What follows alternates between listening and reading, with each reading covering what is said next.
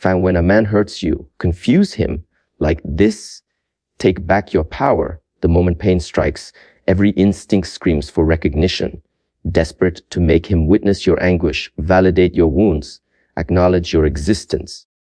What if this very yearning hands him dominion he never deserved? Her music, when betrayal cuts deep, the natural impulse drives you toward proof. Proof that you exist, that you bleed, that you deserve better. But this reaction surrenders precisely the authority he failed to earn in the first place. Stop and consider this truth. The one who wounded you might never offer remorse. He could remain forever blind to the devastation he's caused, indifferent to your suffering. Yet none of this determines your path forward. What truly matters is your understanding, your nervous system's innate wisdom to transform agony into awareness. The most formidable woman isn't the one who shrieks her pain to the world. She's the one who draws breath through the tempest, who allows her shattered heart to guide her toward tranquility, who builds such wholeness that his departure becomes meaningless noise. You perplex him not through spectacle, but through grace. You don't amplify your voice. You cultivate profound stillness. His power returns not by manipulating his actions, but by becoming sovereign over your inner realm. When betrayal strikes, every fiber pulls your gaze outward. Your heart seeks reasons, your mind hunts for justice. Your body constricts while breath grows shallow. The familiar narrative unfolds. Why this cruelty? What did I do? What does this say about me? Yet beneath the surface chaos, a deeper inquiry whispers, not about him, but about you. What wisdom does this anguish seek to impart? Here begins your true journey, not in explanations you'll never receive or apologies that may never come, but in recognizing that suffering isn't your identity, it's intelligence. It's a messenger bearing gifts, and if you listen with depth, it guides you home to yourself. Most souls confuse their emotions with reality, but feelings aren't truth, they're climate. They shift and pass.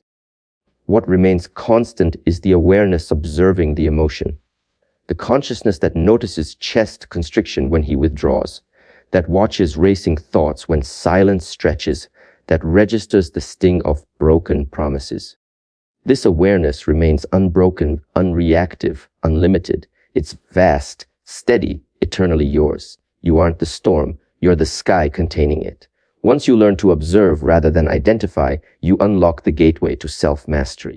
Consider the story of one woman who shared 6 years with someone, dreams, meals, routines, even comfortable silences. One morning, he vanished. No explanation, just brief words followed by emptiness. She spiraled, her mind weaving reasons, accusations, regrets. After weeks of tears and friends offering confusion disguised as comfort, she paused. She sat in her sanctuary and asked something unfamiliar. Not why did he leave, but what am I experiencing right now? Her hands felt frozen, her jaw clenched, her breath remained trapped. For the first time, she realized her torment stemmed less from events than from her interpretation of them. She began witnessing. When rage surged, she noticed without acting. When sorrow arrived, she let it crest and recede like ocean waves. She wrote, walked, breathed, and slowly the story dissolved. Pain transformed from barrier to window, revealing unmet needs. Overextensions, moments when she should have spoken but remained silent. His actions didn't vanish, but their dominion over her did. She had alchemized pain into presence. This is what it means to read hurt's information without wearing it as identity. Pain draws you into your nervous system, into your biology. It's not something to repair, it's something to feel with intelligence. Neuroscience reveals that emotional triggers fire the amygdala first, activating fight, flight, or freeze responses.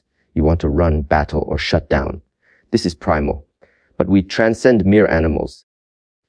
We possess a prefrontal cortex, the seat of conscious choice, reflection, executive function. Self-mastery begins when you pause long enough for this higher faculty to lead. It starts with breath. Shallow breathing traps you in survival mode. Deep diaphragmatic breathing signals safety to your body.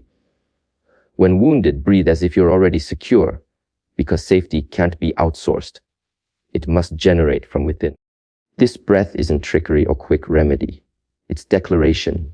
I choose to remain with myself.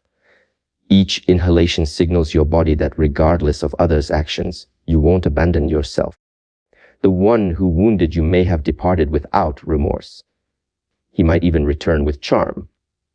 But the crucial question isn't about his remorse or return. It's whether you've returned to yourself. Can you sit with yourself without requiring his validation to soothe the ache? This marks power's beginning, and it bewilders him not through intention, but because he can't locate the emotional script he expected. He anticipated tears, fury, explanations. He thought you'd plead, over-explain, prove your value. Instead, you observe, you breathe. You rise slowly with steadiness. This speaks a different language, one he doesn't understand fluently. The silence becomes his mirror, reflecting something unexpected, a woman who doesn't need understanding to know her worth. So you continue. Not toward escape, but toward center. Most people retreat from pain to flee. But there's another kind of withdrawal, sacred and profound. Not escape, but return. Return to the present moment, to the body, to the self neglected while pursuing emotional rescue. This withdrawal isn't passive. It's disciplined practice.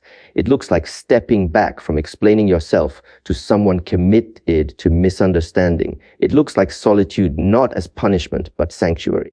It looks like gathering your scattered energy, letting it collect like morning dew on your soul's leaves. When you do this, you interrupt the cycle of emotional entanglement. You shift the dynamic. He expected you to lose yourself, react, try harder, prove your value despite neglect. But you do the opposite. You return to your breath, close your eyes, allow space between you to widen, not from resentment, but from reverence for your peace. In this space, clarity births itself. You see, you were never meant to convince someone to care.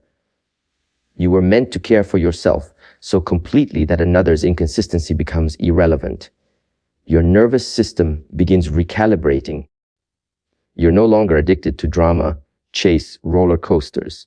You step off the ride, sit on solid ground, and look inward instead of outward. One woman shared her journey through years of emotional distance. Her partner would disappear emotionally for days, no text, words, or warmth, then reappear expecting intimacy, closeness, conversation. Each time she tried bridging the gap, she overcompensated long messages, favorite meals, endless questions. But she noticed something each time. She felt smaller, more invisible. So she tried something different. She didn't react or beg. She simply withdrew, not to punish him, but to find her ground. She walked by the lake, wrote poems to herself, listened to music, and moved freely. When he returned expecting usual effort, he found something different. Her absence of reaction disrupted the emotional loop. He was confused not by silence, but by sovereignty. This confusion isn't manipulation. It's the natural byproduct of a woman choosing her center over his chaos. When you stop playing the role he's used to, when you don't cry on cue or spiral into self-blame, he's left with only himself. Often, that's the most uncomfortable confrontation of all. Withdrawal to center also teaches your body's subtle language. The body always speaks first before the mind creates stories. It offers signals: chest tightness, clenched jaw, stomach flutter. These are messages. When he hurts you, your body knows before your mind understands. Learn to listen. Instead of fleeing these sensations, sit with them. Ask, what are you telling me? Let your body become your teacher, not your battleground. There's a phrase in Eastern tradition: return is the movement of the Tao. It means all things must return to their source. Rivers return to oceans. Breath returns to stillness. The wounded self must return to its own presence. This isn't detachment, it's refinement.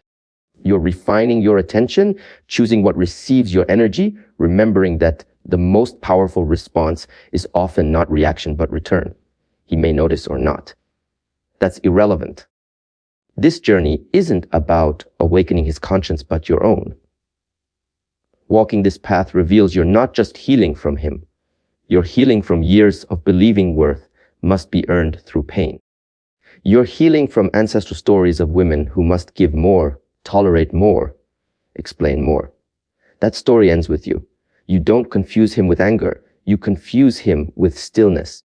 You confuse him by not needing to be chosen because you've already chosen yourself. You confuse him by not appearing in the predictable emotional costume he expects because you've dropped the performance and returned to the source of your power, your awareness. So you continue withdrawing, not as retreat, but return. You walk slowly, breathe fully, let your heart ache without rushing it away. You observe without labeling. In that sacred space, truth begins rising. It doesn't shout or demand. It simply arises clear, steady, unshakable. You realize then that the most powerful women aren't those never hurt. They're the ones hurt deeply who still chose presence over performance, stillness over struggle, awareness over reaction. They're women who can sit in silence without being swallowed because they've made peace their home and no longer chase clarity from others. They embody it. He expects your pain to scream. That's the emotional pattern he knows. Many people grow accustomed to relationships where love expresses itself through volume, arguments, pleading, dramatic exits, emotional storms. These become rituals, predictable responses to emotional injury. He hurts you. You respond. You send long messages, raise your voice, cry. He knows this language. It's comfortable in its discomfort, creating rhythm where chaos becomes connection, even if destructive. But when that rhythm breaks, not with louder voice, but quiet clarity, everything changes. He doesn't know what to do with silence that holds its own power. To master sacred non-reaction isn't suppressing what you feel. It's elevating how you respond. It's recognizing that just because someone invites you into chaos doesn't mean you must accept. You can remain still not from fear, but inner stability. This stillness isn't cold or passive. It's intelligent. It speaks louder than any argument could. When someone tries provoking you and you don't react, they're left facing their own behavior without your emotional energy cushioning it. That space becomes their mirror. Think of times when you raised your voice to someone who didn't match your energy. Instead, they listened, said nothing, or quietly left the room. In that moment, you likely became more aware of your own volume. Without reaction to absorb your anger or justify your emotion, the intensity collapses in on itself. This is sacred non-reaction's power. It holds up a mirror forcing others to see themselves clearly, not because you told them to, but because you didn't play along. There's a woman who shared her story after a difficult breakup. Her partner would often provoke her with subtle insults, questioning her intelligence, making jokes at her expense publicly, then acting surprised when she reacted. He loved turning her pain into performance. She'd raise her voice, send late night texts trying to explain her hurt. He'd respond with silence or mockery. This continued for years until one day, after another cruel comment at a dinner party, she looked at him, smiled gently, and said nothing. She didn't react or flinch. She simply turned to the friend beside her and started new conversation. That moment changed something not just for him, but her. She realized her value wasn't tied to correcting him, teaching him, or pleading for kindness. Her value was intrinsic, and her silence made that truth ring louder than any protest ever could. Psychologists discuss mirror neurons, specialized brain cells responding not just to what we do, but what we observe in others. These neurons allow us to empathize, imitate, learn social behaviors, but they also create predictable patterns. When someone shouts, we instinctively raise our voice. When criticized, we defend. This is why arguments escalate. But when you break the mirror, when you respond with calm presence rather than reactive emotion, you short-circuit expected behavior. His neurons fire but find no match. He's forced to adjust. That adjustment can become the catalyst for change, or the space where you realize you no longer need to participate in the dynamic at all. Non-reaction isn't disconnection. It's deeper connection to yourself. It means you're so grounded in your inner world that another's chaos doesn't sway you. You no longer need to prove your pain for it to be valid. You don't need to educate someone on why you deserve respect. You embody that respect through how you hold yourself, how you speak or don't, where you place your energy. This energy placement leads naturally to the next insight, setting boundaries without explanation. For most, boundary setting tangles with guilt, especially in romantic relationships. We think we owe people access to our time, emotions, softness, especially if we love them, especially if we once made ourselves available. So when we finally decide to pull back, protect our peace, we feel compelled to explain, soften edges, ensure they don't misunderstand. But here's truth: real boundaries don't require permission or performance. They're rooted in energy, not explanation. You don't need to explain why you no longer respond instantly to draining messages. You don't need to justify why you left the phone unanswered when you needed space. You don't need to defend your need for emotional safety. These aren't selfish acts, they're sacred ones. There was a woman whose partner contacted her only when convenient for him. Late nights after days of silence, when he needed validation or connection. She'd answer every time, even when tired, hurt, knowing he wouldn't commit to anything consistent. She did it because she loved him. But slowly, she realized love isn't meant to be dignity's sacrifice. She began pausing. She let messages wait. She turned off notifications before sleep. The more she honored her rhythm, the more his pattern disrupted. At first, he was confused, then reactive. But she stayed still. She wasn't punishing him. She was returning to herself. Energy speaks more clearly than words. When you stop being emotionally available to someone who only shows up to take, the message is clear. Your silence becomes the boundary. Your absence becomes the answer. You don't need to argue for your worth. Your energy teaches what your words never could. Energetic boundaries are like invisible fences, not made of steel. But self-respect, you know where you end and another begins. You no longer allow others to cross that line just because they're used to you being open. You become more selective with your attention, time, presence, not from bitterness, but wisdom. You understand that just because someone wants you doesn't mean they deserve you. Just because someone reaches out doesn't mean you must respond. This confuses him because he was used to access, availability. He knew he could hurt you and still reach you.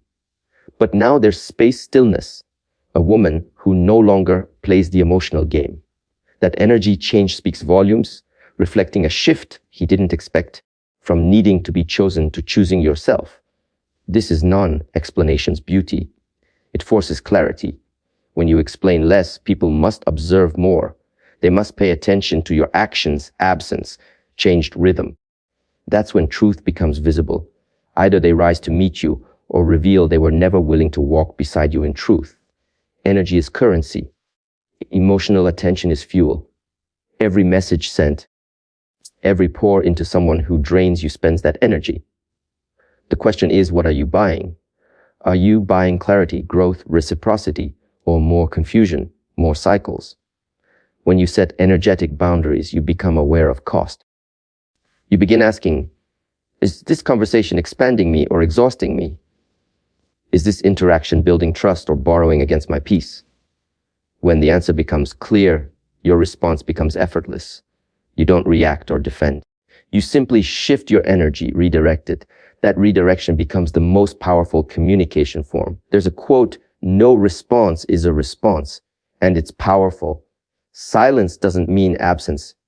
It means precision. You're no longer throwing energy into voids, hoping for return. You're investing it inward, into routines, practices, peace. One woman chose a week off her phone after a particularly painful exchange with her partner. She didn't announce it or ask permission. She simply chose silence. During that time, she journaled, cooked meals with care, walked barefoot on earth, met with a friend without discussing the relationship at all. When she returned, she found dozens of messages from him, some apologetic, confused, angry. But none mattered anymore because she had remembered what wholeness felt like. That feeling became her new boundary. You confuse him not by playing games, but by refusing to play old ones.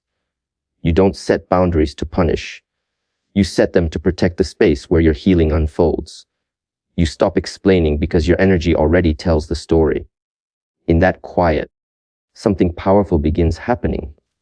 You feel yourself returning, bit by bit, breath by breath. You're no longer orbiting someone else's inconsistency. You're standing in your own light. In that light, you no longer chase clarity. You become it. There is a quiet moment after storms pass, when shouting stops and silence arrives. In that moment between chest ache and the breath you finally take, a choice presents itself. You have been hurt, ignored, betrayed, misunderstood, abandoned. The pain isn't imagined. It's real, felt in the body like nameless heaviness.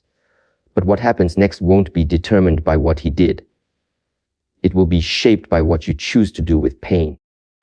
Whether it buries you in bitterness or initiates you into deeper awareness is no longer in his hands, it's in yours.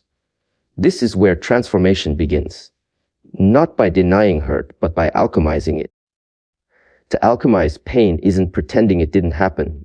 It's holding it in your hands, looking it in the eye, asking what it came to teach you. Emotional wounds aren't evidence of weakness. They're messengers of misalignment. When someone hurts you, especially someone trusted or loved, it exposes not just their actions' pain, but the gap between your inner truth and outer reality. That gap is ground where transformation is possible, but only if you're willing to stay there, breathe there, listen. In ancient traditions, alchemy was the mystical science of turning base metals into gold. But the deeper teaching was never about physical transformation. It was about internal evolution. Taking something dense, heavy, seemingly worthless, like betrayal, disappointment, abandonment, and refining it through presence, patience, self-awareness until it reveals something luminous and strong. When a man hurts you and you don't rush to retaliate or numb pain, but instead enter your body with compassion and stillness, you engage in this sacred process. You're not just reacting, you're refining. Pain is a portal, yet most people run from it. The mind rushes to distraction. The heart wants revenge or validation. But the body, if listened to, invites you to sit, feel, let ache speak. Because in that speaking, something seeks release, something long suppressed, perhaps even before this man entered your life. Hurt doesn't always begin with whoever triggered it. Often it echoes older patterns. A father who didn't show up, a mother who never said, I see you. A lifetime of being told you're too much, too needy, too emotional. So when he ignores your message, chooses another, dismisses your truth, it hurts more than it should. Not because you're broken, but because this is a wound being touched that never fully healed. That's why this moment is sacred. You're not just healing from him. You're healing from everything he reawakened in you. Healing doesn't mean erasing. It means integrating. It means letting yourself fully feel sorrow, grief, disillusionment. Not to drown in them, but to understand what they've come to teach. A woman once described betrayal's aftermath like walking barefoot on glass. Every step felt like pain. She could barely function. Every part of her wanted to call him, scream, beg for answers, but instead she made a different choice. Each morning, she woke and wrote down one body sensation, not thoughts, just sensations. Throat tight, chest heavy, legs numb. She didn't try interpreting or fixing, she just observed. Slowly, a pattern emerged.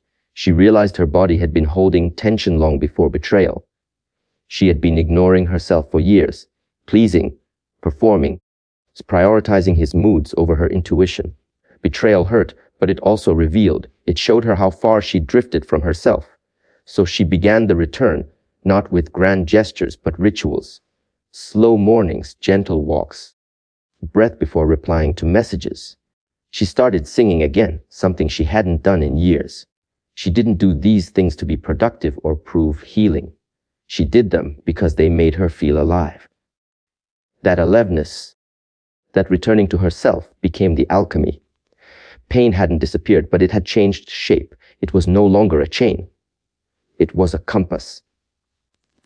There's a teaching in Eastern philosophy, the obstacle is the path, meaning what you resist most is often the very thing that will lead you to freedom if you move through it with presence. Pain is the doorway, but only if you stop trying to escape it. Only if you listen to its wisdom.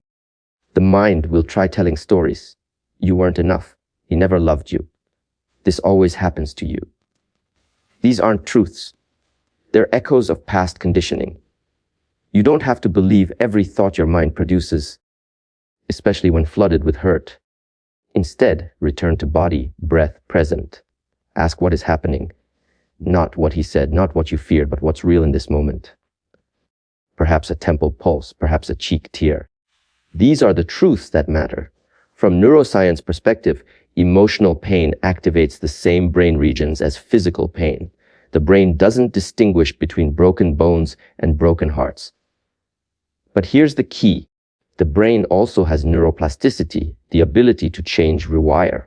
One of the most effective ways to begin that rewiring is through deliberate, repeated practice of self-awareness, not to bypass pain, but reframe it. Every time you sit with sadness, instead of texting him for closure, you strengthen emotional regulation circuits.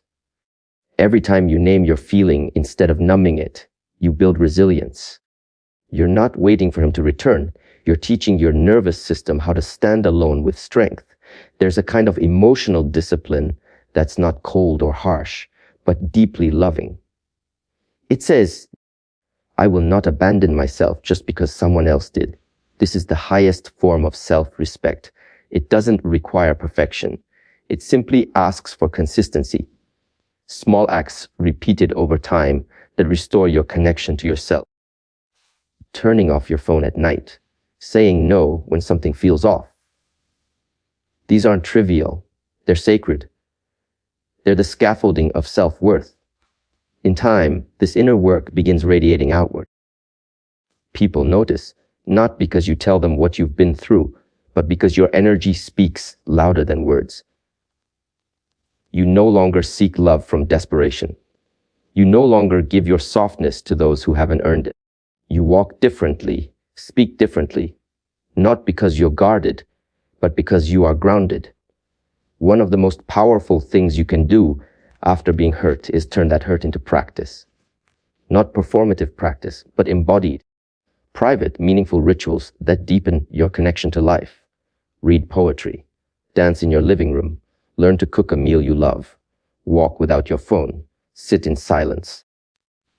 Let your pain become the reason you return to yourself, not to punish him, but to honor the parts of you that were lost while loving someone who didn't see your full light. Perhaps in the quiet of that return, you'll hear a different voice. Not the voice of fear or judgment, but one that says, welcome back. I missed you. That voice has always been there beneath noise, beneath ache, waiting patiently for your return. You may begin seeing that you're not defined by who left. You're defined by how you stayed with yourself. From that place, future love looks different. You no longer seek someone to complete you. You seek someone to meet you. And you'll only allow them in if they arrive with the same level of presence you've cultivated within. The pain taught you that. It taught you how to sit in your own fire without burning, how to rise without noise, how to carry your softness without apology. This is the gold that emerges when heartbreak's rawness is turned into ritual. It's not quick or easy, but it is real and yours. The path isn't to be untouched by pain, but transformed by it. Transformation happens in the most ordinary places, in how you brush your hair, speak to yourself in mirrors, pause before replying to messages, say no without guilt. These moments aren't small, they're the practice. Over time, they become the embodiment of someone who turned pain into power, not by force, but presence, not by pretending, but by becoming. Absence is often misunderstood. People confuse it with silence, loss, endings. But absence, when chosen with awareness, is one of the most profound teachers. In relationships, especially those where pain and disappointment have rooted, presence can become diluted, habitual, taken for granted. Words lose meaning.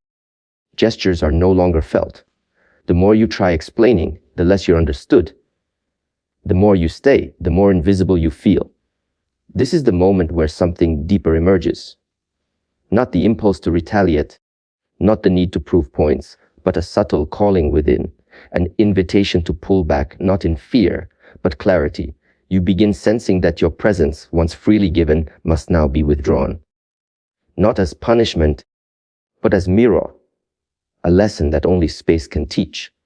When a man hurts you and continues as if nothing happened, it isn't always because he doesn't care.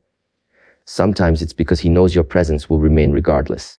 The routine of forgiveness, predictability of your attention, reliability of your response all become emotional guarantees. In that guarantee, awareness is lost. You become familiar background noise, always there, always giving. In that familiarity, something dangerous happens. He stops seeing you, not because you're unworthy of being seen, but because his lens has become clouded with entitlement. Absence clears that lens. It sharpens perception, invites reflection. When you stop showing up in the same way, when your energy is no longer available on demand, he's left with the silence of his own choices. In that silence, the noise of your past effort suddenly becomes visible. The text you sent, calls you made, times you stayed when hurting, all of these come rushing into awareness because they're no longer happening. That's the strange power of presence. It's most visible when no longer there. There was a woman who spent years in an emotionally draining relationship. Her partner was charming but inconsistent. He'd disappear for days and return with excuses. She stayed through cycles of hope and disappointment, clinging to affection moments as proof he cared. Each time he pulled away, she reached further until one day, without anger or theatrics, she stopped. She didn't send final messages or announce her exit. She simply withdrew her energy, unfollowed, stopped responding, and most importantly, stopped hoping. In the silence that followed, something remarkable happened. Not from him, but within her. She began seeing the extent of her loyalty, how much love she'd given, how much effort she'd poured into a container full of holes. Her absence from him became presence to herself. This is what most people don't understand. Absence isn't about cutting someone off to make them suffer. It's about stepping back so truth has room to emerge. Because sometimes your consistent presence keeps a lie alive. It props up the illusion that things are fine, that your needs are small, that your love has no boundaries. When you remove that presence, reality enters. He has to feel your absence's echo to understand your presence's weight. Often this is where confusion arises. He may wonder if you're angry, manipulating, moved on. But it's none of those. It's something far more powerful. It's self-respect. It's the quiet revolution of a woman who's decided that begging for attention is beneath her, that explaining her pain to someone who refuses to listen is over, that trying to convince someone of her value is a battle she no longer chooses to fight. This decision doesn't always come with confidence. Sometimes it comes with trembling hands, tears, doubt. But beneath all that is something steadier, an inner voice saying, enough. Once that voice has been heard, once you've tasted even a moment of what it feels like to no longer betray yourself, there's no turning back. Absence becomes not just a tool, but alignment. You're no longer where love is absent, you're where truth is present. Absence teaches both sides. It teaches him that access isn't a right, that attention is earned, not assumed, that emotional availability is a gift, not guarantee. More importantly, it teaches you that you're not defined by someone's ability to see your worth, that you're not obligated to stay in places where you're only tolerated, not cherished. That leaving, even silently, can be an act of deep self-love. From behavioral psychology's perspective, there's a phenomenon known as the scarcity principle. People assign more value to things when perceived as scarce. This doesn't mean you become unavailable to manipulate desire. It means you're consistent over availability, maybe creating the very blindness you suffer under. When something is always there, it fades into background. The moment it's removed, its absence creates a contrast. That contrast forces attention. With attention comes the possibility of awareness. It's not your job to make someone realize your value, but it is your responsibility to stop enabling their blindness to it. A woman once described how she used to argue endlessly with her partner. Whenever he pulled away emotionally, she'd chase with words, long messages, emotional outbursts, desperate attempts to be heard. But one day, during yet another argument, she simply stopped mid-sentence, not from defeat, but from sudden clarity. She looked at him and realized he wasn't listening. He was defending, protecting his ego, not absorbing her heart. That night, she didn't try again. She went home, sat in silence, and decided to speak no more. Not because she didn't care, but because she did, and because she knew continuing to beg for empathy was eroding her spirit. In the days that followed, her silence was deafening. He reached out, apologized, asked questions, but she had already shifted, not in anger, but truth. She realized that when your words fall on deaf ears long enough, the most powerful thing you can do is stop speaking. Let silence say what words cannot. Let absence carry the message that love without respect isn't love at all. Absence doesn't always lead to reconciliation. Sometimes it confirms what was already true, that he was never really there to begin with. But even that realization is a gift, because clarity, even when painful, is more loving than confusion. It frees you. It lets you mourn the truth instead of clinging to illusion. From that morning you rise, not as a woman who was left, but as a woman who returned to herself. There's a quiet story told in many cultures of the woman who disappears into mountains after heartbreak. She doesn't go to hide, she goes to remember. She builds a fire, sings to trees, lets her tears fall into soil. With each passing day, she becomes lighter, stronger, not because pain left her, but because she made space for it. She didn't distract, beg, or chase. She allowed herself to become absent from the world that ignored her so she could become fully present with the one within her. When she returns, she is different, grounded, unshakable. Those who once overlooked her see her anew, not because she changed her hair or clothes, but because she now carries the quiet power of someone who has been to the depths and did not drown. Absence has always been part of transformation. Nature shows us this. Trees lose their leaves in winter, not because they're dying, but because they're preparing for deeper growth. The caterpillar retreats into the cocoon, becoming formless before emerging anew. You too are allowed to step back, become quiet, stop reaching, not as ending, but preparation, so that when you rise again, it's not as someone trying to be seen, but as someone who no longer needs to be. Letting someone feel your absence doesn't mean you stop caring. It means you start caring differently. You care enough to stop showing up where you're not received with reverence. You care enough to stop trying to fix what someone else keeps breaking. You care enough to protect the parts of you that love deeply so they're not handed over to someone who uses them without care. If he reaches out in that absence, confused, remorseful, reactive, that too is a lesson. Not in whether he comes back, but how you respond. Do you return to old patterns or remain rooted in new clarity? Do you mistake attention for love? Or do you discern the difference between guilt and growth? These aren't questions you answer with your mind, but with your body. Your nervous system knows. When it tightens, contracts, it's speaking. When it relaxes, feels spacious, it's guiding. Listen to that wisdom. Let it be your compass, especially when his words seem familiar, but your body knows better. As you walk forward carrying both pain and lessons, know this: your absence wasn't just reaction, it was declaration. A statement that says, I am no longer available for anything less than truth. You didn't leave to hurt him. You left to heal you. That healing, in its quiet, patient unfolding, becomes the most powerful presence of all. When a man hurts you, the instinct may be to fight, fix, prove your worth through noise, reaction, effort. But the deeper path, the wiser path, isn't paved with argument or emotional sacrifice. It begins with stillness, withdrawal, not to escape, but to return to yourself.